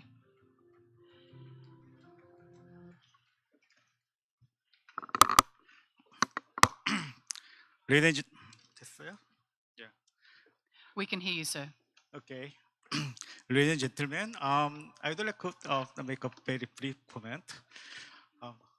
Thank you everyone for your valuable input and the participation throughout this event today. So for the panel, during the panel discussion, I was reminded that the GCF's good and excellent achievement was made by the global and international communities, including member countries and other international the institutions. So I'd like to ask everyone for your continued support for the GCF, and also I reiterate the Korean government will continue to support the GCF's operation and the next future strategies. So Korea government would like to be a part of the great success of GCFs, and then all the participants in this event will join our effort to support the GCF. This is my closing comment to today's event, and thank you so much. Thank you. Mr. Kim, thank you very much. Thank you for those focused comments. I'm going to invite, finally, a video remark from Mr. Ban Ki-moon, who is the President and Chair of the Global Green Growth Institute and, of course, the former UN Secretary General. Mr. Ban is unable to be with us today, but very kindly sent a video message to participate in our celebration. I'll ask the team to please press play. Thank you very much. Distinguished guests, ladies and gentlemen, it's a pleasure to meet you. I would first like to extend my heartfelt congratulations on the 10th anniversary of the Green Climate Fund, GCF, in Korea. I'm delighted and honored to be able to join you today and deliver my congratulatory remarks at this meaningful event. I also want to congratulate the new Executive Director, Mafalda Duarte, for joining GCF in August and welcome her to Korea. It was during my tenure as UN Secretary General that the location of the GCF headquarters was decided, and in December 2013, the GCF officially opened its doors in Songdo, Republic of Korea. It was a great opportunity for me to encourage heads of state and government to contribute to the initial resource mobilization in 2014. Building upon this foundation, GCF and Korea have demonstrated a robust climate leadership, partnering to address the climate crisis effectively over the past decade, both in and outside Korea. Distinguished guests, ladies and gentlemen, the cooperation and solidarity over the years have been instrumental in nurturing GCF into a pivotal player within the global climate finance system. The board, with a diverse representation from both developed and developing countries, an extensive network of over 200 partners facilitating GCF operations in a locally led context, the dedicated team of over 250 secretariat staff, and the unwavering support from the Korean government and Incheon City have all been key factors in GCF's ability to bring global impact from its headquarters in Songdo. Thanks to these concerted efforts, GCF has evolved into the world's largest dedicated multilateral climate fund, with about $30 billion pledged and operating a portfolio of more than $13 billion across more than 230 projects. These initiatives have enabled transformative climate action in over 130 countries. Korea's recent pledge of $300 million for GCF's second replenishment reaffirms its unwavering dedication to climate action and underscores its pivotal role as the host of the GCF's headquarters. Korea's pledge and hosting partnership will support GCF to provide even more transformative climate solutions to the countries that need them the most. I believe this will serve as a positive motivator for countries that have yet to deliver on their pledge, sending a powerful messages to the world regarding the efficacy of the global multilateral climate finance architecture. This message will resonate as we approach COP28, Conference of Parties 28, scheduled to take place in Dubai, United Arab Emirates, starting from the 30th of November. Distinguished guests, ladies and gentlemen, the ongoing role and support of GCF are paramount for the successful implementation of the Paris Climate Change Agreement, particularly concerning the mitigation of greenhouse gas emissions in developing countries. I eagerly anticipate and wholeheartedly support GCF as it continues to enhance its role in fostering sustainable development in developing countries and advancing the global green prosperity. The efforts by GCF will play a decisive role in advancing the goal of the Paris Climate Change Agreement to limit global warming to 1.5 degrees Celsius. In this context, I commend GCF for its achievement in creating a clear and specific updated strategic plan and the recently unveiled 50 by 30 vision from Executive Director Mafalda Duarte. I have no doubt that GCF will persist in its mission to make meaningful contributions to humanity and the planet, with a strong emphasis on supporting the most vulnerable expanding access to funds, and implementing systematic assistance led by the beneficiaries. Once more, congratulations on the 10th anniversary of GCF in Korea, and I extend my best wishes, hoping for even greater achievements in the coming decades. Thank you. 감사합니다. Thank you very much, Mr. Ban, for those warm words of encouragement and your constant and committed support of the Green Climate Fund. Ladies and gentlemen, we're going to break for 5 minutes. And when we come back, you'll see a transform stage which heralds just 2 more speeches and then an extraordinary performance, a special performance for GCF. And then we will invite you all to join us as we celebrate Korean hospitality in the form of food and drinks. So 5-minute break, please. I'll call you back into the room. We're on the homeward stretch and looking forward to sharing in some hospitality and conversation together. Thank you.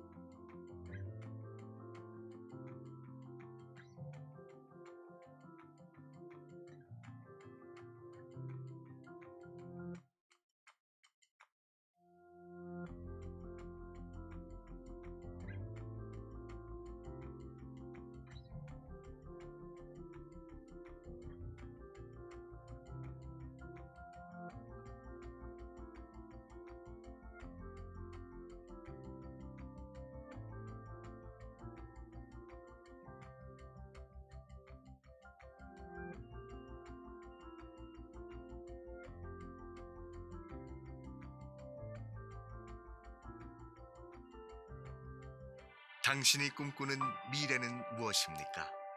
인천에게 말해주세요.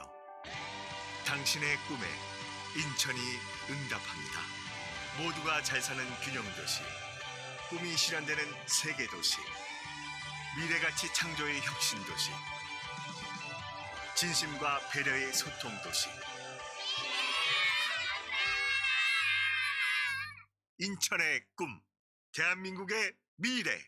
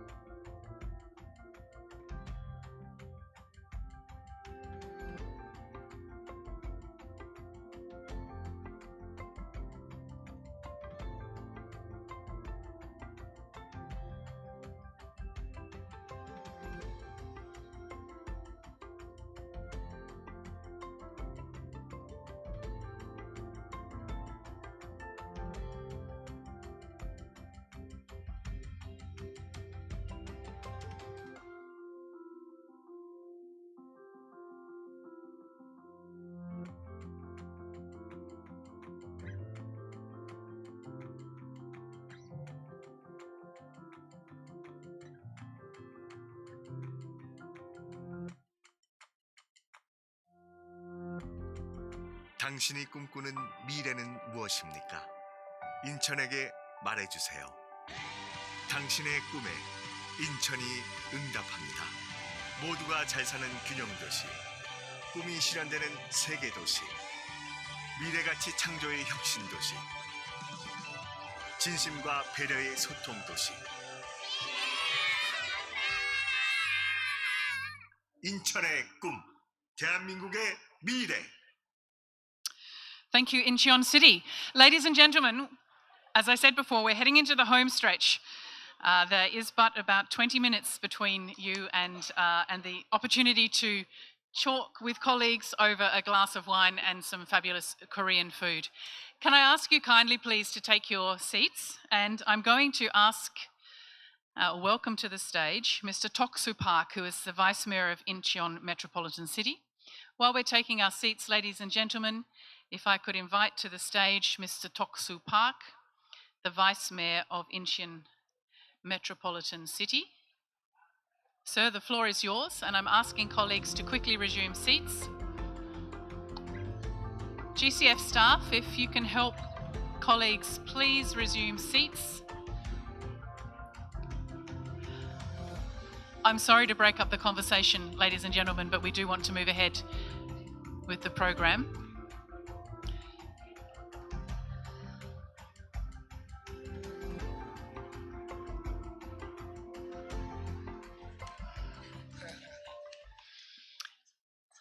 Good evening. Please be seated. I'm Park Dok-soo, Vice Mayor of Incheon Metropolitan City. I would like to sincerely congratulate you on the 10th anniversary of GCF launching in Incheon. It's a great honor and pleasure to be with you today. I would like to extend my deepest gratitude to Executive Director Mapalda Duarte for being with us to making this event possible. My special thanks go to Ambassador for Climate and Environment Jo Hong-sik and all the distinguished guests for taking time out of your busy schedules to attend this event. 10 years have passed since GCF Secretariat opened its operation in Incheon. For the past 10 years, it has grown to the world's largest climate fund. It has approved 243 climate change responses projects to benefit 129 nations. On behalf of Incheon City, I express my deep respect to the Secretariat for its commitment toward climate responses for 10 years.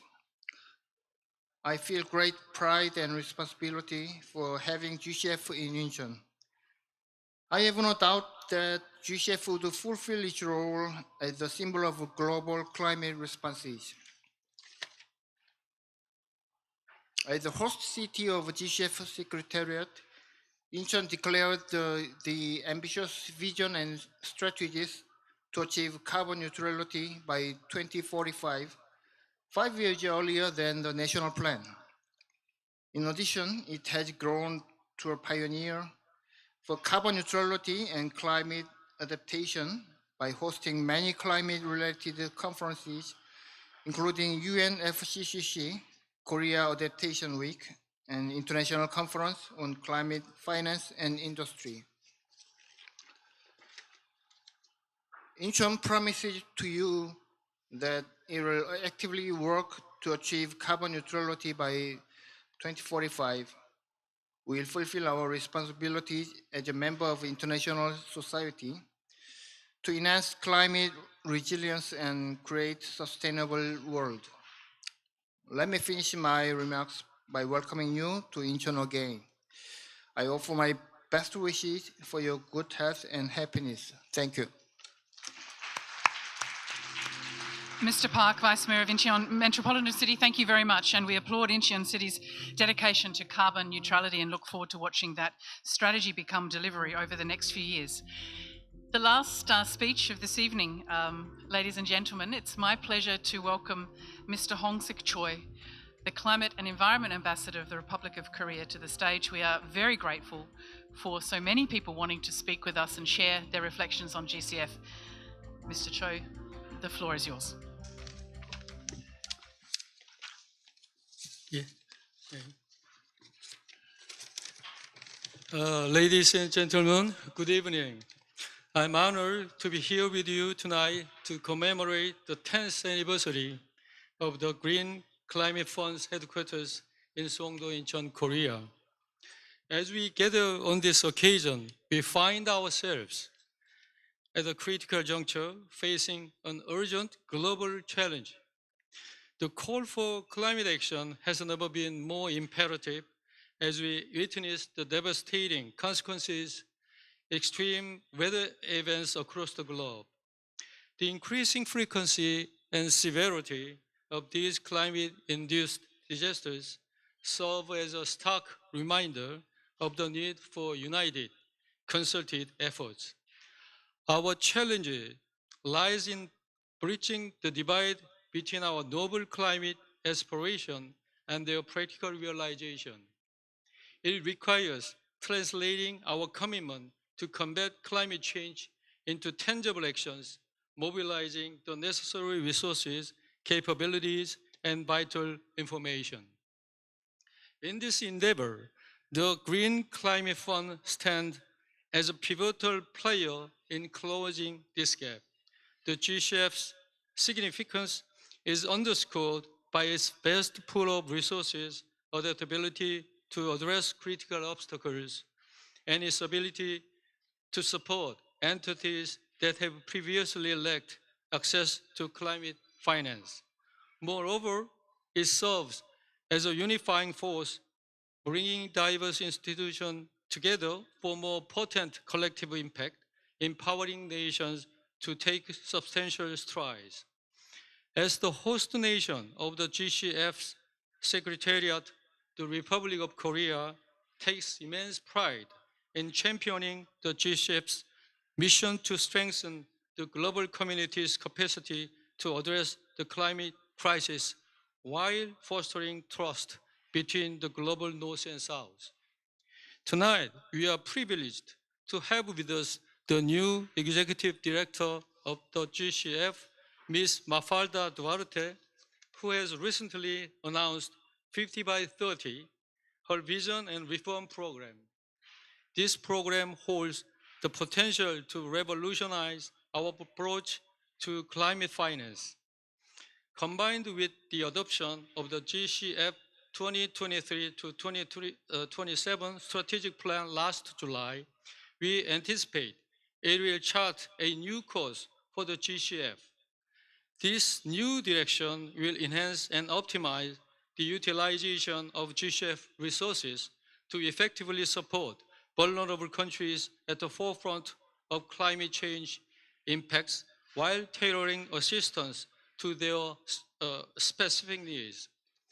Korea, as a global pivotal state, is dedicated to actively contributing to the international community's response to the climate crisis. Drawing on our own transformation from one of the world's poorest nations to a G20 country, we aspire to serve as a green leader, guiding others on their path to sustainable development.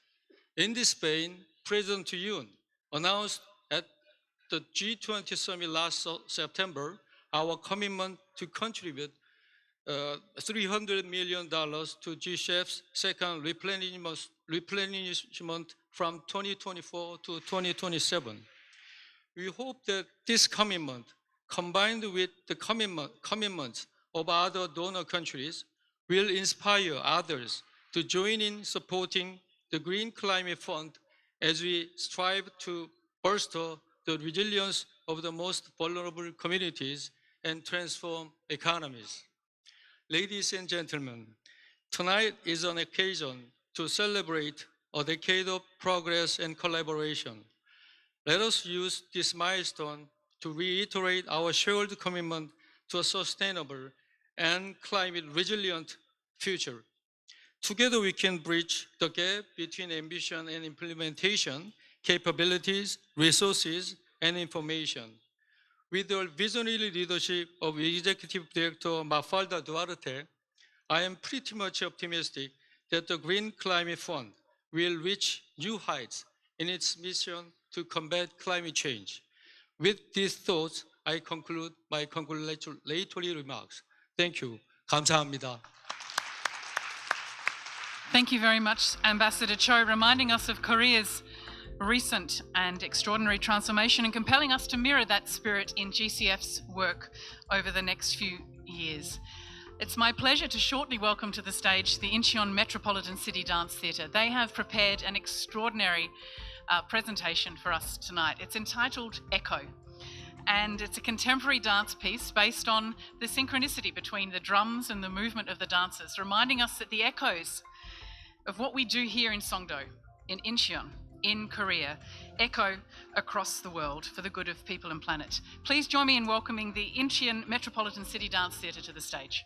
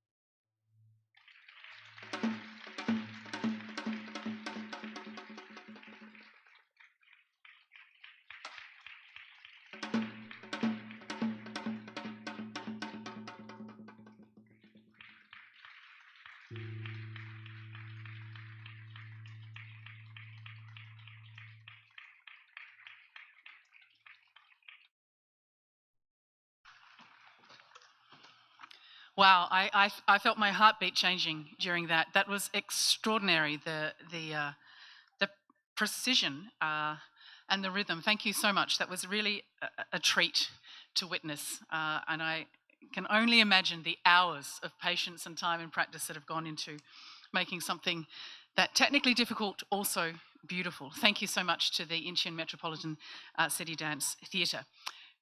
We are going to say one last thing for this evening, and perhaps it may be the most important thing actually. We've heard a lot about the ambition of GCF. We've heard about our delivery in different countries, the size of the investment that we've deployed.